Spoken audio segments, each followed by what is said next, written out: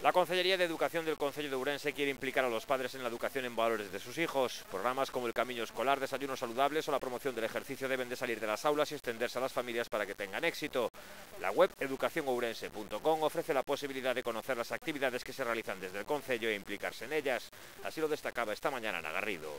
En este momento estamos empeñados en que as familias, os pais, as persoas que todas teñen que formar parte do proceso educativo.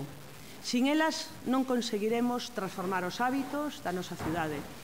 Estou a poñer un exemplo bastante claro que todo o mundo pode comprender. Temos un problema, por exemplo, na nosa cidade de tráfico, de congestión e, sobre todo, de peligro a hora, por exemplo, da entrada nos colexios e saídas, non? E moitos deles, importantes.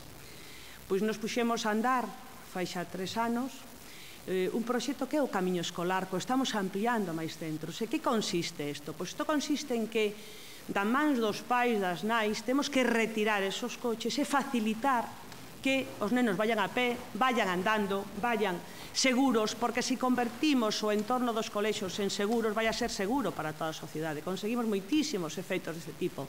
Bueno, pois esta é un pouco a implicación que nos queremos ter, dar este salto, digamos, fora das aulas. La educación en salud será otro de los ejes de los programas de la Concellería.